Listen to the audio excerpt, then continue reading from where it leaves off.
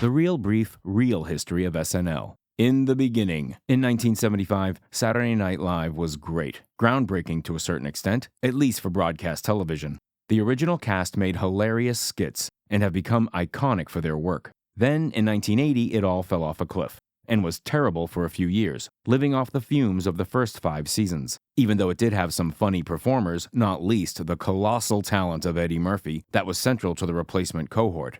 It's indeed bizarre how unfunny much of that cohort was in spite of having Murphy in its group. Not surprisingly, the funniest skits out of that era were mostly, if not entirely, centered on Murphy. What a silly Negro.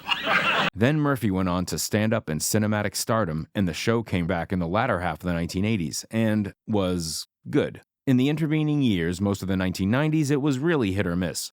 But the ranks were populated with superb performers like Phil Hartman, Will Ferrell, Tina Fey, Amy Poehler, Chris Rock, David Spade. Okay, you don't like David Spade. He cracks me up. In the 2010s, it had moments, but was a lot of unfunny skits, mostly noted for being way too long. Here's a hint. Get in, get out. Don't dawdle. If it's good, people will want more. If it stinks, you spared them from suffering for too long. The last 15 years were like the 2010s, with fewer funny moments and a whole lot of irrelevancy. There have always been great cast members, no matter what the season, but the last 15 years, with a few exceptions, have been sorely lacking. And here we are. Happy birthday, SNL. Keep trying. Thanks for clicking in.